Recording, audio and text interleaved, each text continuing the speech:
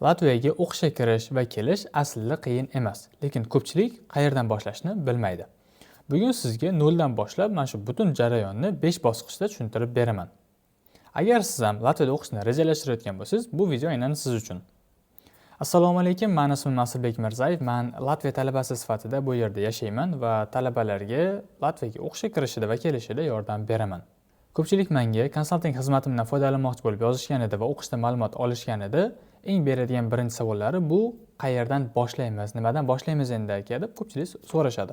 Va bu savolga men asosan shaxsiyda javob berganim va bu haqida YouTube'da hech qanaqangi ma'lumot yoki YouTube'da video qilinmaganligi uchun mana shu videomizni o'qishga topshirishdagi 5 ta bosqich haqida qilishlikka qaror qildim. Shu sababdan bu videomiz ko'pchilikka yetib borishi uchun videoga like bosing, izohda o'z fikringizni qoldiring va Latviyada o'qimoqchi bo'lgan do'stlaringizga ulashib qo'ying, ular ham kimga murojaat qilish mumkinligini bilishsin. Birinchi bosqich bu universitetga hujjat topshirishdan boshlanadi, ya'ni hujjatlarni tayyorlab universitetga jo'natish. Xo'sh, bizga qanaqangi hujjatlar kerak bo'ladi? Avvalambor xalqaro pasport va ikkinchi o'rinda universitetga topshirayotganimizda maktabni bitirganlik yoki litsey yoki kollejni bitirganlik hujjatimiz. Bu bizda shahodatnoma bo'ladi. Mana shu shahodatnomani ham qo'shib berishimiz kerak bo'ladi, lekin uni adashmasam 2023-yildan ingliz tilida qo'shimcha qilib berilganliklari bilan o'zingiz notarial tarjima va apostil qildirib olishingiz kerak bo'ladi. Shu orqali ular xalqaro tomonidan sizni hujjatingiz qabul qilinishligini ko'rishlari uchun. Lekin ba'zi holatlarda universitetlar shunchaki mana shu o'zimiz maktablardan, davlat idoralaridan berilgan shahodatnomani ham qabul qilishadi. Shunchaki apostil va notarial tarjima qildirib olsangiz, o'zingizga va kelajakka ham foyda olib keltiradi. Keyingi hujjatimiz bu albatta ingliz tili sertifikati. Latviyada o'qishni qiziqadiganlar o'zlari qidirib ko'rishgan va undan oldingi videolarimizda aytib o'tganmiz. Minimum IELTSdan 5.5 yoki 6 talab qilinadi o'qishga kirishlik uchun. Qancha yuqori bo'lsa o'zingizga yaxshi, minimum 5.5-6 kifoya. Mana shu uchala hujjatni yig'ib universitet veb-saytiga kiramiz. Bu xususiy va davlat universitetlarida birozgina farq qilishligi mumkin, lekin butun jarayon deyarli bir xil bo'ladi. Universitet veb-saytiga kirasiz va o'sha yerda application formi turadi. O'shani to'ldirib chiqasiz. O'zingizni shaxsiy ma'lumotlaringiz, ota-onangiz, qaysi maktabda o'qiganingiz, qiziqishlaringiz, shunga o'xshash oddiy formani to'ldirib chiqasiz va mana shu hujjatlarni joylaysiz va hujjatlarni jo'natib yuborasiz. Bu bakalavr uchun, magistratura uchun ham xuddi shu hujjatlar kerak bo'ladi. Qo'shimchasiga endi siz maktab baholaringizni emas, bakalavr baholaringizni ko'rsatishingiz, bakalavr diplomingizni ko'rsatishingiz kerak bo'ladi. Ikkinchi bosqichda ana endi sizlar bilan hujjatlarimizni to'ldirib topshirib bo'lganimizdan keyin universitet bir hafta ichida bu hujjatlarni ko'rib chiqib, o'zi aslida minimum 3-4 kun ichida javob beradi, lekin maksimum bir haftani ichida sizga javob bilan, ya'ni agarki hujjatlaringiz hammasi to'liq bo'lsa, conditional acceptance letter bilan aloqaga chiqadi. Ya'ni hurmatli talaba, siz bizni universitetimizga qabul qilindingiz, mana sizga acceptance letter, ya'ni qabul xati. Lekin bu hali ofitsiallik bo'lmaydi, chunki Latviya universitetlari sizni kontrakt to'lovingizni 1 yilligini oldindan to'lashligingizni talab qiladi va aynan o'shandan keyingina siz ofitsialni, ya'ni rasmiy ravishda talaba bo'lasiz. Ungacha siz shartli ravishda qabul qilinish xatini qo'lga kiritasiz. U xatda nima bo'ladi? Siz Latviyaga o'qishga topshirayotganingizda application fee bor. Application fee, ya'ni mana shu siz hujjatlaringizni rasmiy ravishda ko'rib chiqishliklari uchun siz application fee to'lashingiz kerak bo'ladi. Sizga mana shu o'sha universitetni bank hisob raqamini berishadi. O'shanga adashmasam mana shu yildan ko'plab universitetlarning narxlari 20, 30, 100, 200 yevrolardan oshdi. Kontraktlar narxlari ham minimum 150 yevrodan 300 yevrogacha application fee to'lashingiz kerak bo'ladi. Bu universitetga hujjatlarni jo'natganingizdan keyin ikkinchi bosqichda qanday turgan narsa, siz acceptance letter olyapsiz, ya'ni conditional acceptance letter va o'sha yerda sizga application fee ga to'lov turadi, o'shani qilishingiz kerak bo'ladi. Va mana shu universitetga to'lovni jo'natasiz, invoice olib universitetning o'sha veb-saytida, ya'ni applicationingizni jo'natasiz yoki ba'zi universitetlarda shunchaki email orqali javob berasiz xolos. Uchinchi etapda esa, ya'ni step 3, siz universitetga to'lovni qildingiz, ya'ni application fee ni to'lovni qildingiz va ana endi sizga o'shani qabul qilishliklari haqida yana keyingi 7 kun ichida ko'rib chiqib, odatda 3-4 kun ichida javob berishadi. Ya'ni to'lovingizni qabul qildik, ana endi mana sizga onlayn test. Hamma universitetlarda ham majburiy emas, ya'ni men bilan topshiradiganlarda bu narsa bemalol hech qanaqangi muammosiz o'tadi. O'zim yo'l-yo'riq ko'rsataman, qanday topshirish kerakligi, qanday savollar tushishligi ham odatiy bo'ladi. Umumiy qilib aytadigan bo'lsam, general English, ya'ni umumiy ingliz tilidan savollar bo'ladi.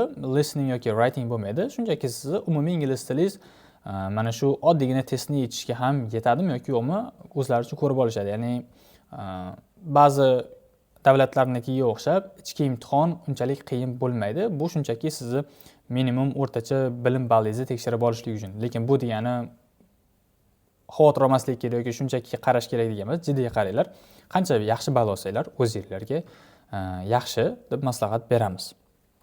Onlayn test ingliz tilida bo'ladi, lekin ba'zi yo'nalishlarda meditsina va muhandislik yo'nalishlarida matematikadan ham test bo'lishligi mumkin. Bu universitet turiga qarab, lekin ikkalasini umumiy qilib aytganda, ingliz tili va matematikadan test bo'ladi. Matematika testi ham juda ham oson. 5-sinfdan 9-sinfgacha bo'lgan mavzularda testlar bo'ladi.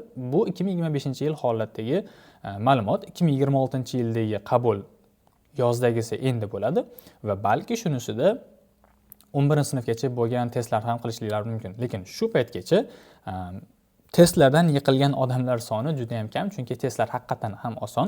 Maktabni matematikasini yaxshi o'qigan bo'lsangiz, bular sizga hech qanaqangi muammo bo'lmaydi.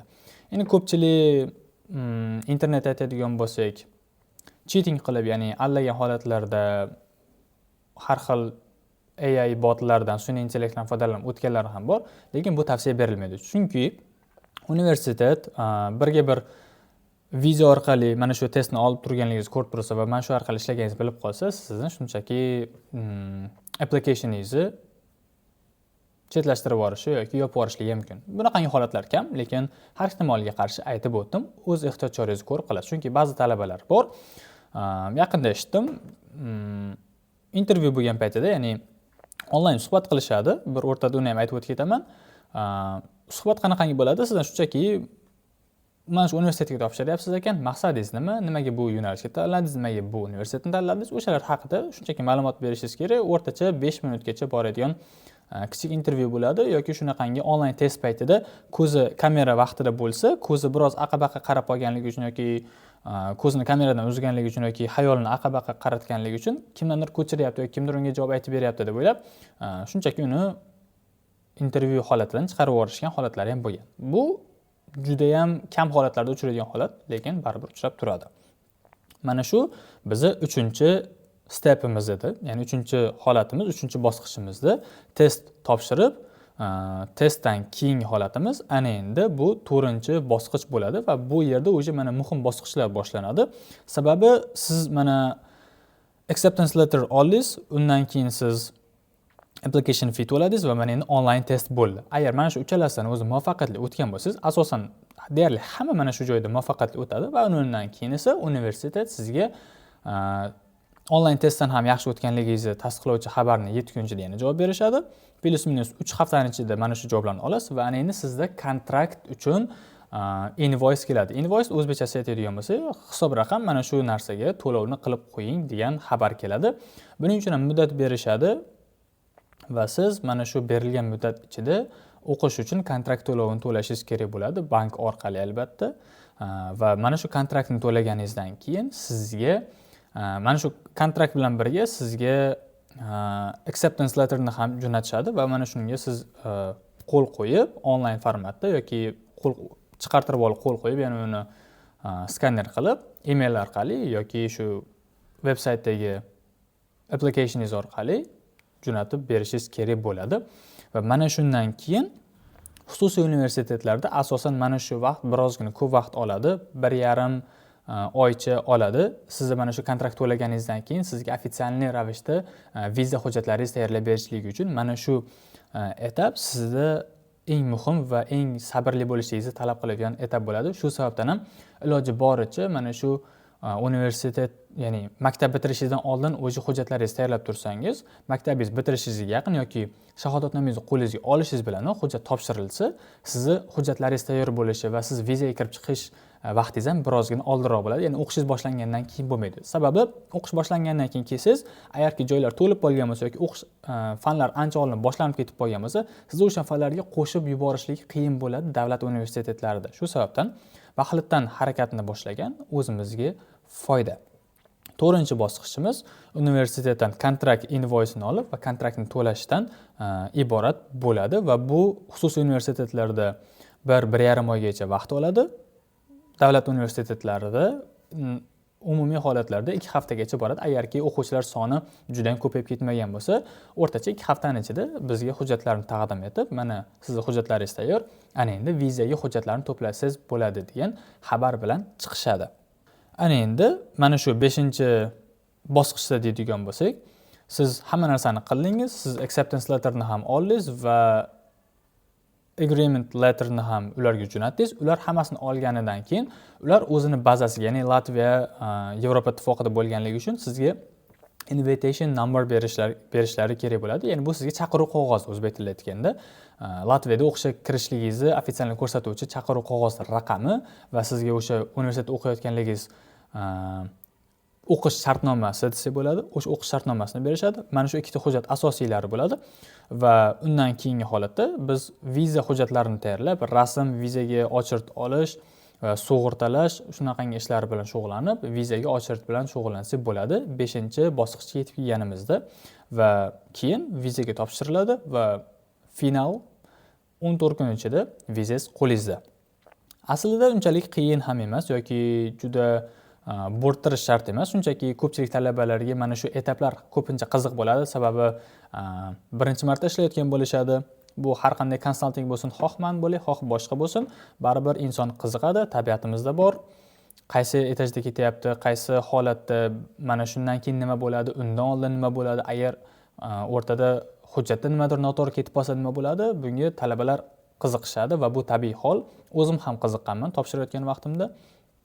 Lekin mana endi sizlarda mana shu bo'yicha qo'llanma bor desam ham bo'ladi. Bemalol xohlagan vaqtinglarda ko'rib bilib olsanglar bo'ladi. Oddiygina protsedura. Hujjatlarni topshirasiz, universitet bilan har 2-3 kunda deyarli aloqa almashib turasizlar. Email yoki o'sha online applicationda email o'zlari javob berib turishadi. Universitet tez javob beradi asosan. Davlatlarniki shunaqangi ko'proq, xususiy universitetlarda biroz vaqt oladi, sababi xususiy universitetlar ko'p narsani ruxsatini ayniqsa oxirgi etapga kelganidan keyin davlatdan olishliklari kerak bo'ladi, chunki invitation number bu oson narsa emas. Xulosa qilib aytadigan bo'lsak, mana sizlarga butun jarayon, agarki o'zingizlar topshirayotgan bo'lsanglar, mana shu orqali ham topshirsalar bo'ladi. Agarki sizlar bu narsada qo'rqayotgan bo'lsanglar, hujjatlarni to'g'ri taqsimlash, to'g'ri tayyorlash, qayerdan olishlik kerakligi, qayerdan olsa arzonroq bo'lishi, qayerdan olsa ishi tezroq bitishligi va qanaqangi holatlarda muammo bo'lmasligi yoki mana shu applicationni atkaz bo'lmasligi yoki vizasi atkaz bo'lmasligi holatlari sizni ham o'ylantirib turgan bo'lsa va kim bilan ishlashligini bilmay turgan bo'lsangiz, Latviyada yashayotgan holatimda o'zim ayta olaman, bemalol murojaat qilsalaring bo'ladi. Sizga bemalol yordam bera olamiz mana shu bo'yicha. Agar siz ham Latviyaga o'qishga topshirmoqchi bo'lsangiz, bemalol murojaat qilsangiz bo'ladi. YouTube'da shapkasida Telegram, Instagram, Facebook hamma akkauntlarimni qo'yib qo'yganman. O'sha yer orqali meni Telegram akkauntimga ham, shaxsiy akkauntimga ham, profilimga ham o'tib yozsalaring bo'ladi. Savolinglar bo'lsa, bemalol javob beramiz.